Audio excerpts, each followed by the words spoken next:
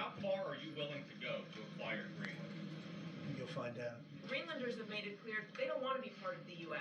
Well, What gives the U.S. the right to take away that self-determination? When I speak to them, I'm sure they'll be thrilled. What happens to the tariff threat to Greenland if the Supreme Court comes out and rules against you on the tariffs? And well, I'll have to use something else. I mean, are you look, willing to use force? you know, take a look at the word license, take a look at other things. I mean, we have other alternatives.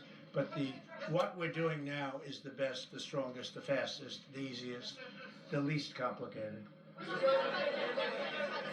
if you move ahead with the Greenland-related tariffs on Europe, you secured almost $1 trillion of commitments from them to invest in the United States. Does that go out the window if that happens? I doubt it. Look, they need that agreement very badly with us. They really do. They fought very hard to get it. So I doubt that. But we'll see what happens. We have a lot of meetings scheduled on Greenland. I'm leaving tonight, as you know, Davos. And we have a lot of meetings scheduled on Greenland. And I think things are going to work out pretty well, actually.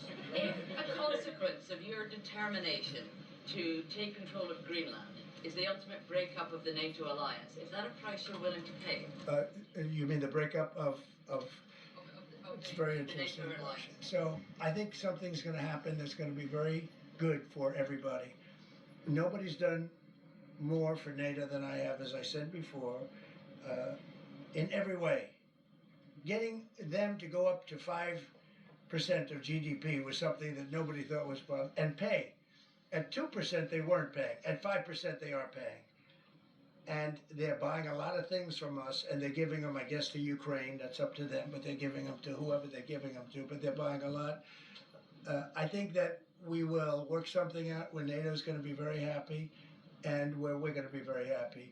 But we need it for security purposes. We need it for national security and even world security. It's very important. And by the way, I did more for NATO than any other person alive or dead.